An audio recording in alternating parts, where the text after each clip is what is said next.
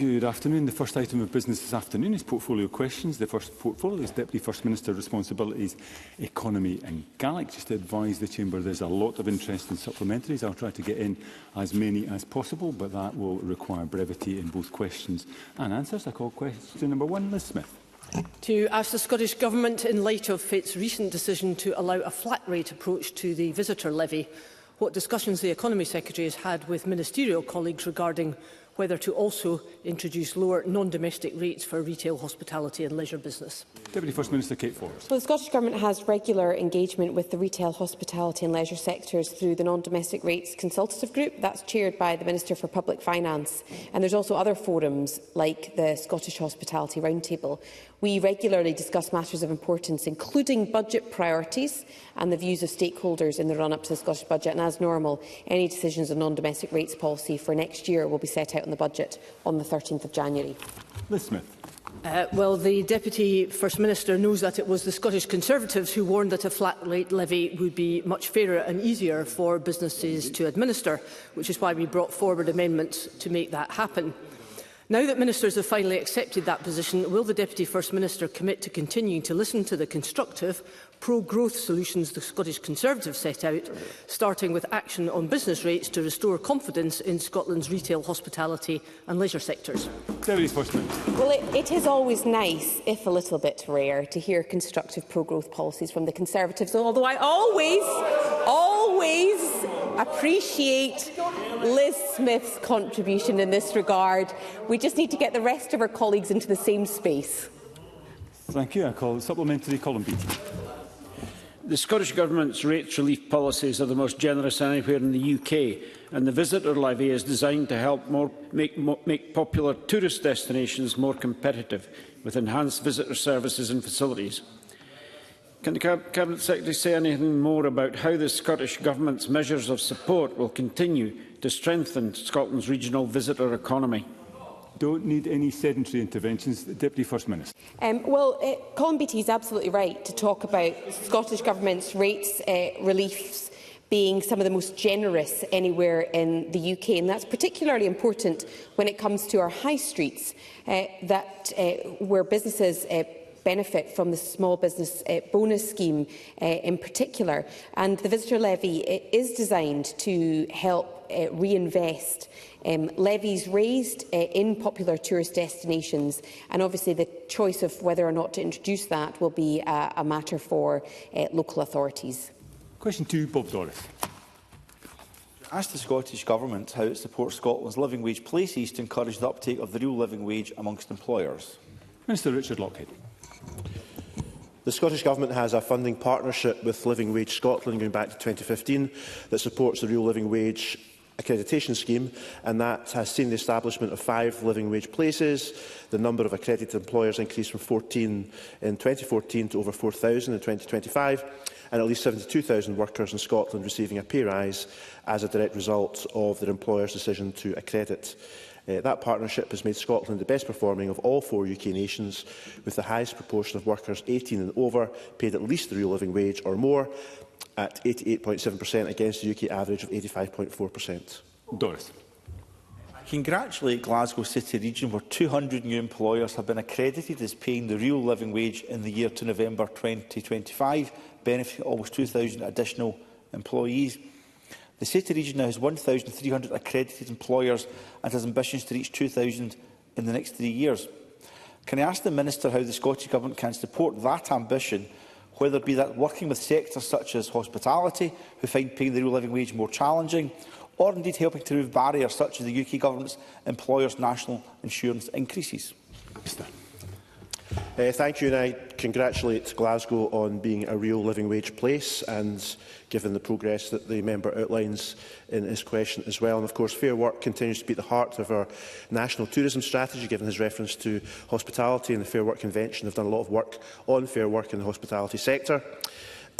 And we continue to support and enable the adoption of fair work practices in the tourism and hospitality sector. There's a lot of other measures we're taking as well. We've got our funding partnership, which I mentioned before, with Living Wage Scotland. That includes a low-pay sector strategy involving targeted engagement with employers in sectors such as hospitality or social care, tourism and retail. There's a lot of work taking place there as well. Thank you. Question 3, Douglas Lumsden. To ask the Scottish Government what discussions the Economy Secretary has had with ministerial colleagues on how its internal modelling of oil and gas jobs in the North East compares with the latest industry estimates. Deputy First Minister. Well, we monitor and consider a range of evidence in relation to the energy sector, and as part of this approach we commissioned and published independent analysis on Scotland's energy system and just transition, and that analysis considers the economic impact of Scotland's oil and gas industry, including in terms of employment during the transition to net zero. Douglas Lumsden. I thank the Deputy First Minister for that answer, but it's not good because North Sea industry has been trapped in a vicious circle of SNP governments which demonise oil and gas, egged on by student politicians and green extremists who delight in every announcement of hundreds of jobs being lost in the North East.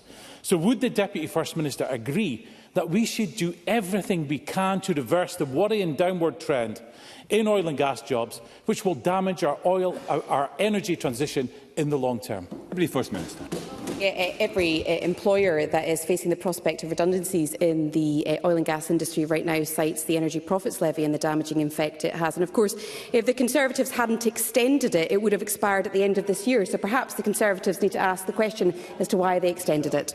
Supplementary first, Karen Adam. Thank you, Presiding Officer. And on that note, does the Cabinet Secretary share my concern that industry modelling has consistently shown that the biggest threat to jobs, to oil and gas jobs, remains the Tories' Energy Profits Levy, now continued by Labour? Deputy First Minister. Absolutely, couldn't agree more. The biggest threat, not my words, but the words of multiple employers to jobs in the North East in the energy sector, is the Energy Profits Levy, introduced by the Conservatives, extended by the Conservatives, now extended by Labour. We all had some hope that they would suspend that and replace it at the last budget, but obviously the UK Government don't appreciate the level of threat right now facing our energy industry. And Mercedes Vialba. Thank you. Modelling by Uplift shows how new oil and gas licensing does not and cannot lead to new jobs in the North East, because over the past decade, hundreds of new licences were awarded, but jobs in the sector still halved. So what is the Scottish Government doing to support Labour-founded Great British Energy to become the UK's energy champion, to accelerate the deployment of clean energy technologies that benefit all of us, and to redress deindustrialisation in the North East region? Deputy First Minister. Well, let me be very clear that we are working collaboratively with GB Energy, and we appreciate the work that they are doing, particularly in collaboration with, for example, the Scottish National Investment Bank. But the primary issue here is that the jobs are being lost in the North East, largely because of the Energy Profits Levy, at a faster rate that new ones are being created through the renewables, particularly offshore wind. And there are some clear policy levers that could be deployed in order to shift that balance. And we really encourage the UK Government to move faster when it comes to things like auction rounds and grid connectivity to accelerate the rollout of offshore wind, and at the same time replace the Energy Profits Levy, which they themselves accept is unjust and unfair, and do that as a matter of urgency. Question 4, Tess White. Thank you, Presiding Officer. To ask the Scottish Government whether it will provide an update on the impact of its export growth strategy, a trading nation, including what metrics it has used to assess this. Minister. The Scottish Government has provided regular updates on the delivery of a trading nation, our policy on this, since it was published back in 2019. In 2022, we published a full progress report and have also published an independent evaluation of a trading nation's delivery and impact, with a further update due next year.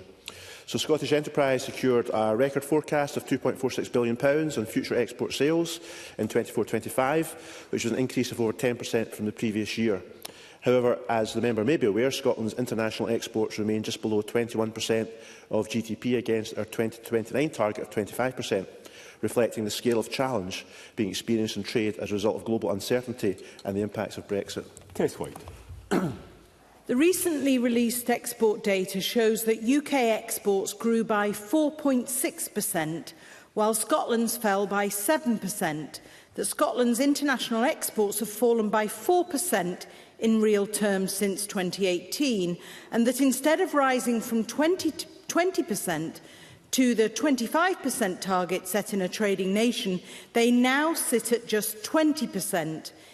In light of these outcomes, will the Minister admit that the SNP government are failing on trade and those businesses who export? Thank you. Minister. I'm astonished by the member's points she's making in her question, because quite clearly Scottish exports to Europe were very, very important to the overall picture for Scottish exports, and therefore Brexit, as introduced by her party, has been really, really damaging to Scotland's export efforts. And therefore we've got a lot of work to do to recover from that.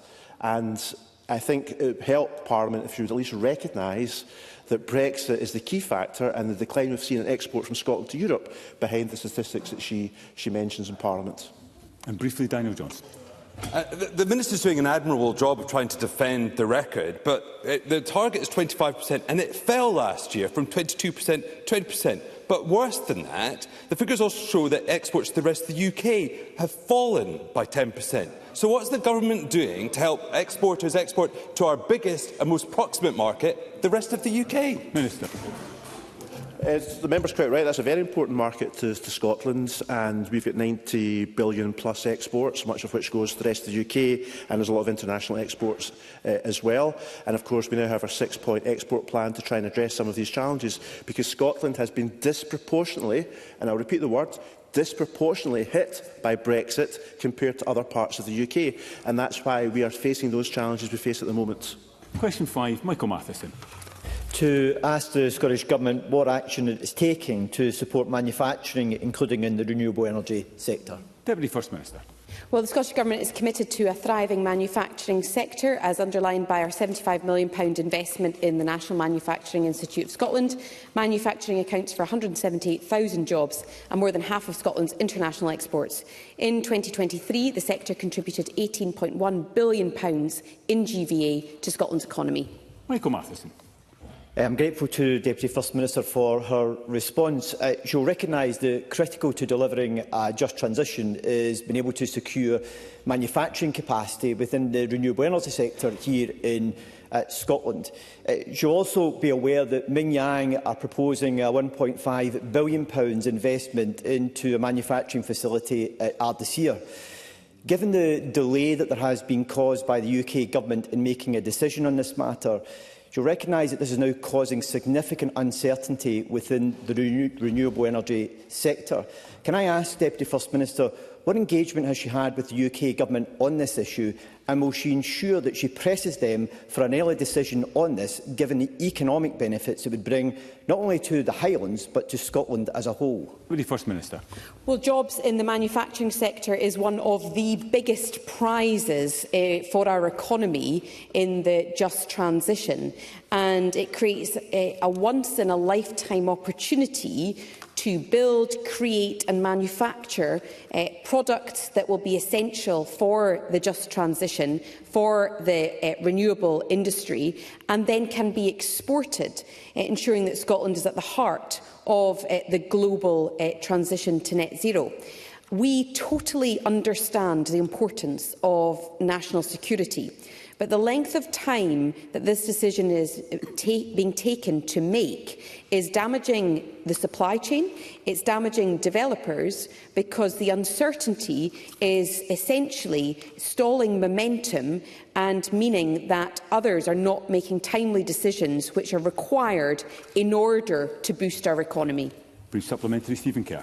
The First Minister talks about support for manufacturing, but communities across Forth Valley are still waiting for basic transparency about the future of the Grangemouth Olefins and Polymers plant. And I've written to the Deputy First Minister a couple of times seeking some detailed answers to the Government about the Government's contingency planning for that site, and I haven't seen any detail yet. So given the scale of the risk to hundreds of highly skilled jobs and to Scotland's wider industrial base, will the Deputy First Minister set out what contingency planning is actually in place for the OMP plan, which directorates of the Scottish Government are leading that work, and when Parliament will finally be given a transparent plan rather than reassurances, which sadly have too often in the past not matched reality? Deputy First Minister.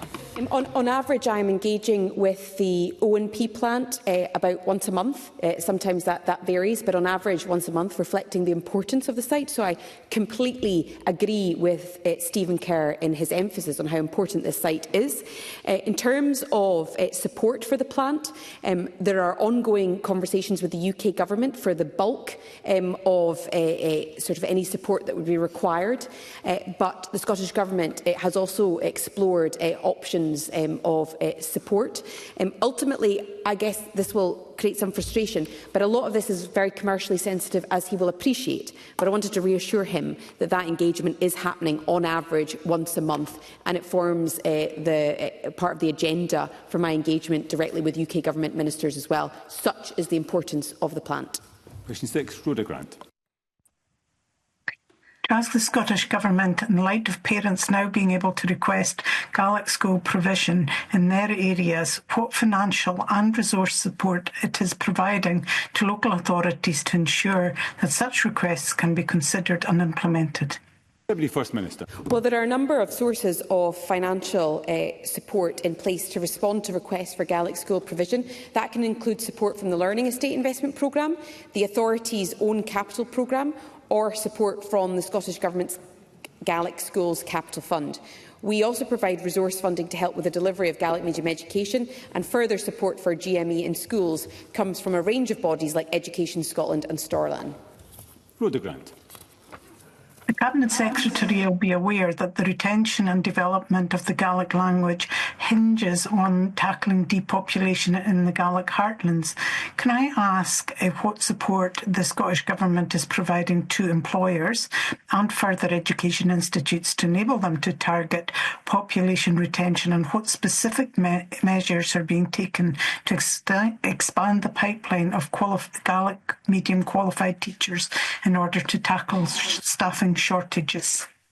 Deputy First Minister. Well, there's a number of different questions in there, and I may not do justice to all of them in this answer. But firstly, in terms of support for the Gaelic heartlands, that's precisely why the establishment of areas of linguistic significance is so critical. And I'm very keen to move at pace in encouraging local authorities to engage with communities to present proposals for designating areas as areas of linguistic significance, because that unlocks a number of other provisions of support. Secondly, in terms of support for employers, we've recently renamed the sort of Gaelic group that I help to chair as TOC. We had our meeting under that new name this week, and there are representatives from the private sector on that group for, I think, the first time. And so that indicates just how important it is that the private sector is also supported. And through that, we are looking at how to support the creation of new jobs. And in terms of qualified teachers, considering my lights flashing, I'd happily write to her, but it is a matter of priority. Thank you. Supplementary, Jamie Hepburn. There are pupils being provided an excellent education in the Gaelic medium out with the Gaelic heartlands in my constituency at both Condorit Primary and Greenfields High School. But there is a desire for the community to see a dedicated GMA 3 to 18 campus. Does the Deputy First Minister agree that even where there is already provision, local authorities should be open to considering new requests to further enhance that type of education, particularly in areas out with the Gaeltacht?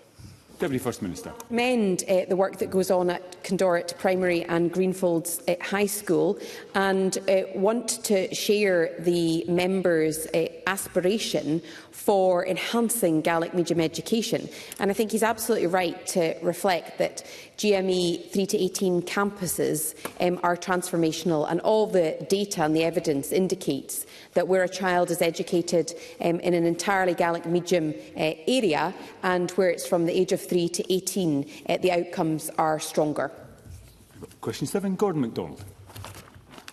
To ask the Scottish Government regarding implications for its work to grow Scotland's economy, whether it will provide an update on its engagement with the UK Government regarding the Office for Budget Responsibility's recent economic forecasts. Deputy First Minister. Well, the Finance Secretary wrote to the Chancellor ahead of the UK budget setting out the Scottish Government's priorities, but Scotland once again did not receive the areas that we had highlighted, and I've already talked about changes to the Energy Profits Levy. The Office for Budget Responsibility's forecast, published alongside the budget, downgraded the outlook for the UK economy based on weaker productivity growth.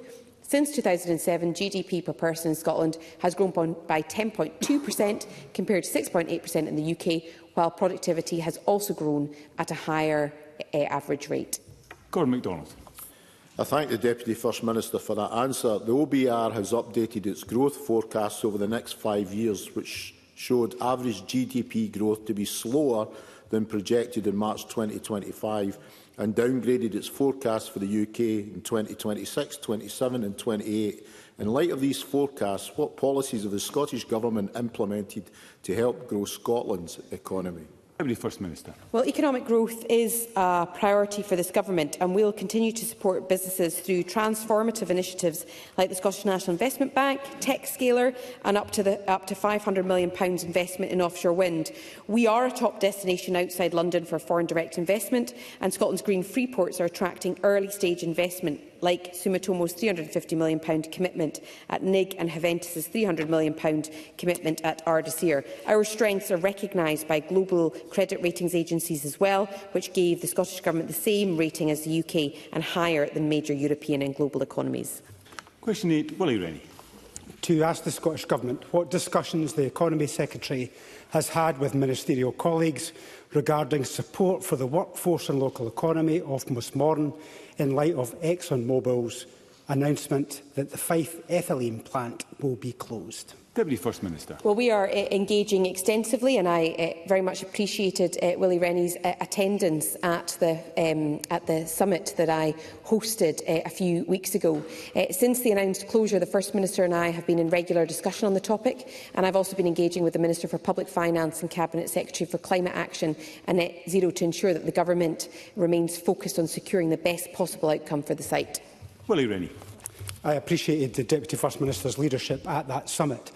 Apart from the furore at the announcement initially, there has no doubt been a lot of silence since then, despite the fact that it's going to have a big impact on the local economy, and I'm sure that's what the Deputy First Minister found when she visited the plant. So can the Deputy First Minister give us more tangible progress that's actually been made? Who's been interested in coming to the site? How many jobs could be secured from that, and how quickly could it happen? Deputy First Minister. Well, I am very happy to give Willie Rennie an update today, but perhaps more usefully want to continue to keep him updated as this process develops. In terms of Scottish Enterprises' early engagement, they have been working very constructively with ExxonMobil since the announcement was made, and we're looking at two potential opportunities. The first is where there are projects that were identified through Project Willow or through the Grangemouth Task Force. Some of them might be a better fit for Mossmorran, and some of those companies are themselves indicating that Mossmorran site might be of more interest. Now, those are slightly more medium-term opportunities. In the short term, Scottish Enterprise are also looking for how we mitigate the impact on the local community by identifying ways of increasing the number of jobs locally by supporting other employers in that community. A couple of supplementaries will need to be brief. First, David Torrance. Thank you, Presiding Officer. Does the Cabinet Secretary agree with me that the sky-high cost of energy is crippling Scotland's industries? And does she agree that, given the immediate implications for the workers at Mossmorran, it is essential that the Labour Government acts now to ensure a just transition and support the energy sector, while levers to make a difference and save jobs remain reserved to Westminster? Deputy First Minister. Every household in Scotland is aware of how challenging energy prices are and the fact that they have continued to increase since Labour took office. Now, that is even more challenging for some businesses that are energy-intensive businesses and who have seen no support and are not subject to a cap in the increase in energy prices. And operating in a globally competitive environment, it's all the more difficult if other competitors, particularly across Europe, are seeing lower energy prices. And Murdo Fraser. Thank you. I listened intently to the Deputy First Minister's response to Willie Rennie, particularly what she said about the Project Willow projects. That does sound like robbing Peter to pay Paul if you're taking potential jobs away from Grangemouth to take them to Mossmorran. But there's a wider concern here. That is the loss of our industrial base, with Grangemouth and now Mossmorran closing. So where is the Scottish Government's industrial strategy for the future? Deputy First Minister. Well, Murdo Fraser said he was listening intently, perhaps not intently enough, because the point I made was that some of the businesses that have been exploring the prospect of locating in Grangemouth are recognising that Mossmorran may be better suited to their needs. So this is not a question of taking from Grangemouth to support Mossmorran. This is a question of retaining those jobs in Scotland, because where one site is not a perfect may not be a perfect fit, there may be more appropriate sites like at Mossmorran. So we're very keen to use the Grangemouth process to support these industrial assets generally. We have our Green Industrial Strategy. I think at a point like this, it's all about actively delivering for these sites and retaining the jobs as far as we can. Thank you, Deputy First Minister. That concludes this portfolio. There will be a brief pause before we move to the next portfolio to allow the front benches to change.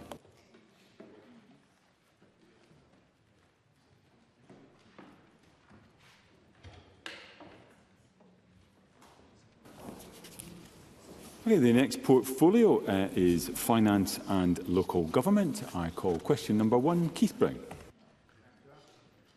To ask the Scottish Government what assessment it has made of the contribution that community-led initiatives can make to supporting local government services and outcomes and reducing demand through early intervention and prevention. Cabinet Secretary Shona Robertson. Our recently published Public Service Reform Strategy recognises the critical importance of community empowerment to the design and delivery of local services. Through the Democracy Matters process, we have gained valuable insight into the contribution that community-based organisations and indeed individual citizens are already making to improve outcomes in local areas, as well as their desire for greater influence and control over decisions that affect them. Keith Brown. I thank the Cabinet Secretary for her answer. She will be aware of the innovative transformation work underway in Clackmannanshire, supported by £1 million of investment from the Scottish Government, which puts community voice at the centre of designing local solutions. By contrast, does the Cabinet Secretary agree that the UK Government's top-down Pride in Place programme, which provides no funding for Clackmannanshire, undermines both devolution and the genuine community-led initiatives like those in my constituency? And is she concerned that whilst Labour members of the Welsh Assembly have spoken out against this devolution grab from the Labour Government in Westminster, there's not been a squeak from the Labour Party here in Holyrood? Cabinet Secretary. So I do agree with that, because while we welcome all investment to support Scotland's communities, we are strongly opposed to the use of the Internal Market Act, as the Labour Party in here used to be, to fund activity in devolved areas in Scotland. The UK Government's local growth funding, including the Pride of Place programme, has completely bypassed democratic scrutiny, accountability, and has indeed created stakeholder confusion, undermining the governance structures and the work of local communities. And that is a view shared by Labour members of the Senate in Wales. I think we have a strong track record of delivering regeneration with communities, and I hope the UK Government honours our previous ministerial agreement to work together to maximise the impact of these funds for Scotland's people and places. Brief supplementaries first, Alexander Stewart. Thank you, Presiding Officer. Audit Scotland have warned again that this year councils are under severe financial pressure, with community facilities and local services already being cut back. Community groups tell us they simply don't have the capacity to take on more. Therefore, does the Cabinet Secretary accept relying on community-led initiatives is not a substitute to properly funded local government? Cabinet Secretary. Well, what I would say to Alexander Stewart is a couple of things. One is, of course, we have the confirmation from the Accounts Commission of real terms increases to local government funding for this year and the last at least 2 years, which of course helps to protect services and help deliver for local communities. I would also point out to Alexander Stewart that at no point so far that I'm aware of has any members of the benches he sits on made local government funding a key priority for them in the budget discussions. So I think perhaps there needs to be a little bit more communication of what the priorities are coming from those benches. And Pam Duncan-Glancy.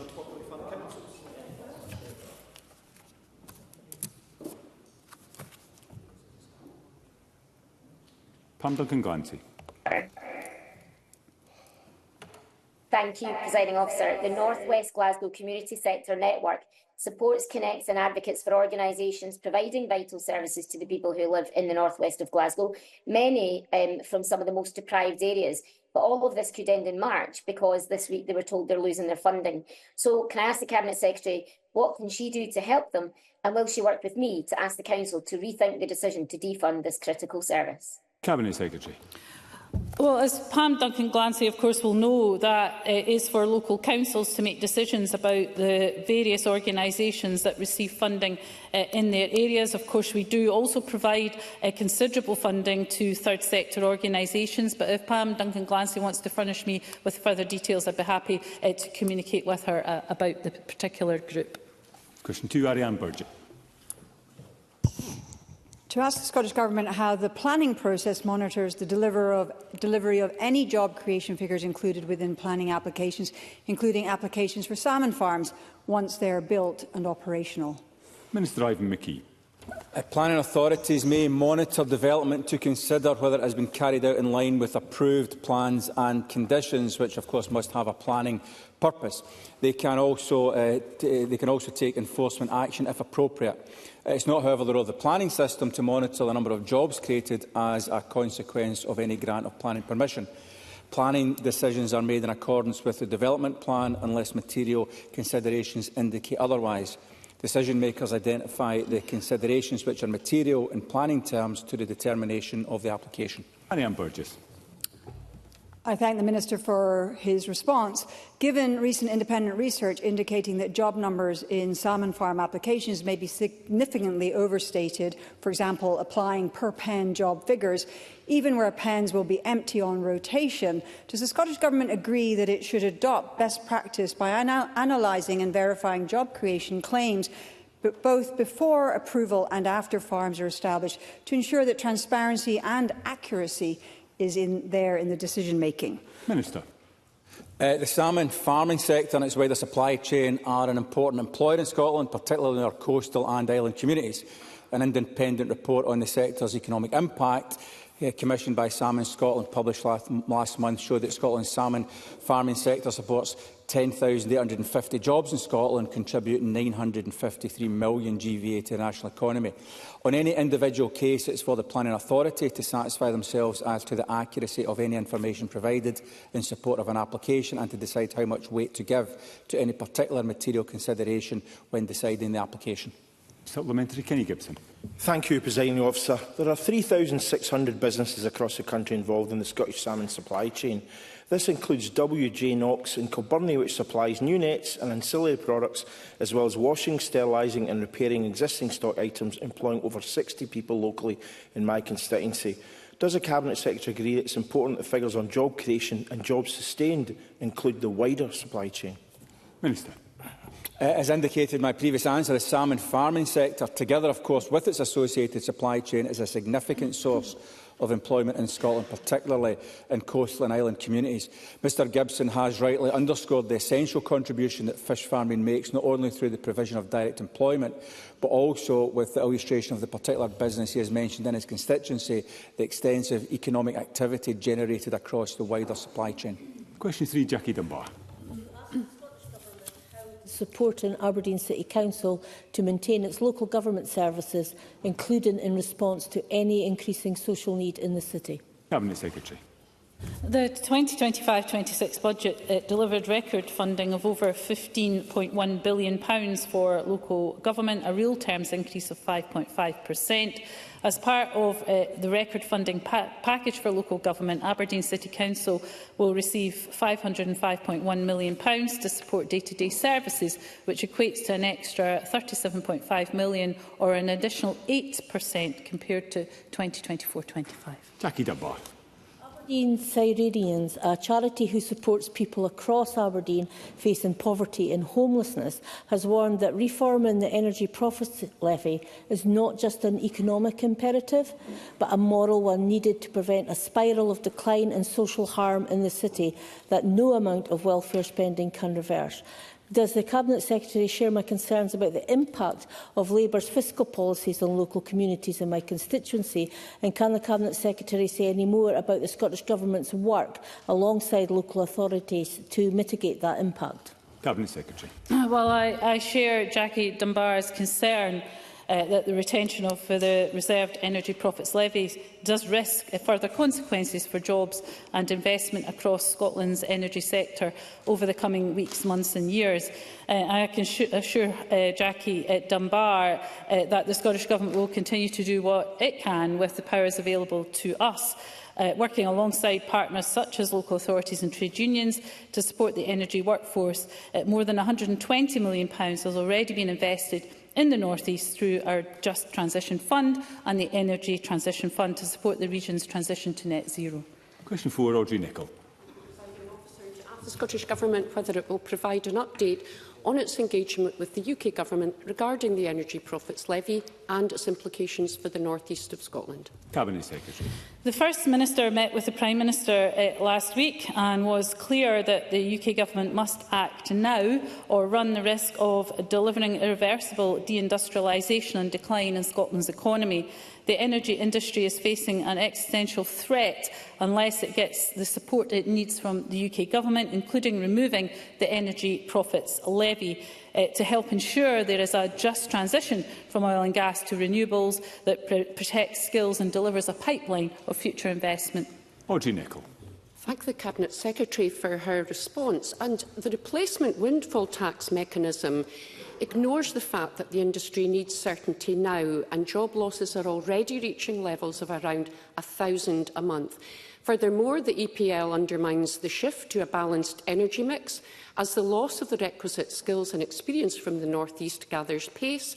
And most alarming of all is HM Treasury stipulates a windfall only occurs at around $95 Brent, a price not seen in 3 years, meaning the EPL is, by the Government's own determination, unwarranted. Does the Cabinet Secretary agree with me that retaining the EPL to 2030 risks thousands of avoidable North Sea job losses, and rather bringing forward the new oil and gas price mechanism to 2026 will protect jobs, stimulate investment and deliver the much-needed energy and job security? I agree very much with the proposition set out by Audrey Nicholl. I share the concern that the retention of the Energy Profits Levy risks further consequences for jobs and investment across Scotland's energy sector over the coming weeks, months and years. As the First Minister set out to the Prime Minister last week, the energy industry is facing a threat unless it gets the support it needs from the UK Government. He pressed that point very firmly indeed, and this must include urgent transition from the EPL to a fairer fiscal mechanism to help ensure that there is a just transition from oil and gas to renewables that protects skills and delivers a future investment pipeline. Briefly, Liam Kerr. With the likes of Stephen Flynn and John Swinney previously demanding an even higher EPL and one without investment allowances, I'm very pleased the SNP has reversed its position to align with Conservative calls to scrap it. Will the Government now also reverse its presumption against oil and gas, which is doing so much damage to North East jobs and the North East economy? Well, of course, that is very much a rewriting of the history of EPL, because, of course, it was the Conservatives who introduced the Energy Profit Levy. We did not support either the extension to 2029 under the previous Conservative UK Government, nor the further extension to 2030 and the increase in the rate confirmed at last year's UK autumn budget. The Conservatives are fooling no one on this point. Question 5, Carol Mochan. Thank you, Presiding Officer. To ask the Scottish Government what measures it will take in its budget to support high street retailers in the South Scotland region that are at risk of closing. Minister. The 26-27 Scottish Budget will be published and presented to Parliament on 13th January 2026. Further details will be available at that stage. Carol Mochan. Thank you. Retailers are often the largest employers of young people in our communities, yet more high street shops in my region are closing or choosing not to open because of high business rates, contributing to our growing youth unemployment. Our current rates put us at a disadvantage compared to other parts of the UK. What will the Scottish Government do to provide relief to get our local economies moving? Minister. The Scottish Government is listening to all interested parties, industry sectors and others as we collect information and analyse the data required and make the decisions for the budget for 2026-27, which, as indicated, will be presented to Parliament on the 13th of January next year. Supplementary, Craig Hoy. Thank you, Deputy Presiding Officer. The Minister will be aware that across South Scotland and beyond, reassessments to non-domestic rates bills are causing very real concern to businesses, particularly in retail, hospitality and leisure. One small pub in a rural community has been given a draft rateable value of £24,700, up from £9,474. One restaurant in Edinburgh, which faced an increase in rates of 54%, announced its closure last week with immediate effect. And one bed and breakfast that's been operating for 17 years faces a 116% increase that could well put it out of business. So will the Minister now urgently intervene and ensure that bills do not rise for businesses last year? Otherwise it will be last Christmas for many pubs, restaurants and shops. Minister. The valuation process is obviously carried out by the independent assessors, but I am aware and I've had communication from businesses as to the points that Craig Hoy raises, and it's something that, of course, we continue to look at the challenging economic conditions and the pressure that rates bills put on businesses. Question 6, Richard Leonard. Thank you, Presiding Officer. To ask the Scottish Government what communication the Finance Secretary has had with the UK Government and the Financial Conduct Authority regarding what support is available for policyholders impacted by the withdrawal of the Family Protection Plan by Sea Mutual and Maiden Life for Sackrings. Minister Richard Lockhead. On the 21st of November, the Finance Secretary wrote to Lucy Rigby, the Economic Secretary to the Treasury, to highlight the concerns of Scottish credit unions and their members. And the Chief Executive of the Financial Conduct Authority received a copy of that letter. I subsequently met with the FCA on the 3rd of December to discuss the matter, and whilst the regulation of financial services is reserved to the UK Government, we will of course continue to engage with all parties to help secure the best outcome for those affected. Richard Leonard. Can I thank the Minister for that reply? 10 days ago, thousands of elderly people, many in our most deprived communities, had their family protection plan unilaterally cancelled by Sea Mutual. I understand that since then, at least 7 people in Scotland who had paid in good faith for that plan have died without cover. So I want to thank the Minister for Business and Employment for meeting with some of those affected when they visited Parliament 2 weeks ago. I also want to recognise that the UK Government has offered to bring stakeholders together. But will the Scottish Government urgently convene a rapid response group involving the coalition of independent credit unions to find a solution at this very distressing time, and so stand with and stand up for the victims of this national scandal? Minister. Can I say to the member that the Scottish Government will continue to engage with those affected, and that, as he knows well, we very much share his concerns and the concerns expressed by MSPs from across the parties on this issue. I had a further meeting with Elaine Ray, who represents the Scottish Coalition of Credit Unions, a few days ago, and of course I mentioned I've already met the FCA as well. So we will continue that engagement. The FCA said to me during my meeting, as well as addressing some of the general issues which they could not go into detail over because of legal reasons, because they've not reached conclusions on what they're looking at yet, that thousands of those affected, given there perhaps are 5,000 people affected across the UK, are 80 years of age or over, and of course they may not be eligible for an alternative product. And of course a number of that 1,000 people will reside in Scotland, so we should be concerned about them given this time of year in particular and the anxiety that this issue is causing. So I just want to assure the member we're continuing to engage with the credit unions, both at UK level but particularly at Scottish level in that coalition, as well as the FCA, and indeed, as I've indicated, we've made representations to the UK Government as well. Question 7, Fulton McGregor. Thank you, Presiding Officer. To ask the Scottish Government how much it will allocate in its forthcoming budget to local authorities to provide financial support to those affected by RAC, including businesses. Cabinet Secretary. The 26-27 budget will be published and presented to Parliament on the 13th of January next year. Further details will be available at that stage. We expect every local authority in Scotland to keep those affected by Iraq up to date with guidance and support to help manage this issue. We're keen to work with councils in exploring solutions, for example regarding flexibility to support more affordable housing projects in their area to create the fiscal headroom needed. Fulton McGregor. I thank the Cabinet Secretary for that response. This week I met with 4 small local businesses based in Coatbridge Main Street who were all forced to relocate on what they were told was on an emergency basis due to the presence of RAC in an adjoining property.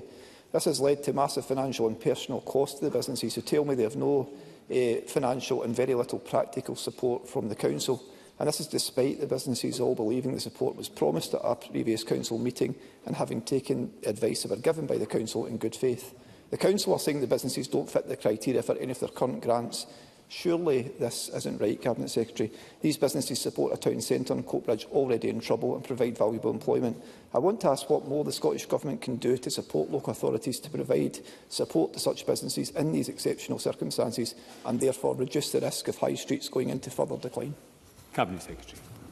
Well, look, I do recognise that this is a difficult time for businesses affected by RAC, and obviously Fulton McGregor has laid out the impact on them in his area. We would encourage all business owners to, first of all, follow the guidance available, including from the Institution of Structural Engineers.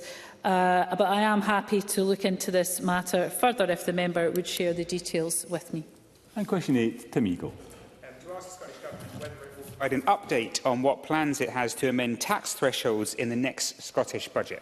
Cabinet Secretary. Well, as is normal, we'll outline our income tax policy decisions for 2026-27 in the Scottish budget on the 13th of January 2026. Labour's decision to freeze income tax thresholds, unsurprising given what Labour have been doing in government, pull more ordinary workers into higher tax bands. Now, while the SNP have criticised the Labour budget, it is doing the same in Scotland. In 2018, an experienced teacher sat around £9,000 below the higher rate threshold. Next year, that same teacher will be around £9,000 above it. Now, I don't see how that can be fair. So does the Cabinet Secretary accept that continuing with threshold freezes is now nothing more than a stealth tax on working people at a time where people need more money in their pockets? Cabinet Secretary. Well, of course, the Scottish Government has introduced many measures that has put more money into people's pockets, including, of course, the Scottish Child Payment, which has meant that Scotland is the only part of these islands with falling child poverty rates. And, of course, we do expect those with the broadest shoulders to pay a bit more, but we will deliver in our budget a budget that is one that is fair to households, but also funds public services and, of course, continues in our ambition to eradicate child poverty. Thank you. That concludes portfolio questions on finance and local government. There will be a brief pause before we move to the next item of business to allow the front benches to change.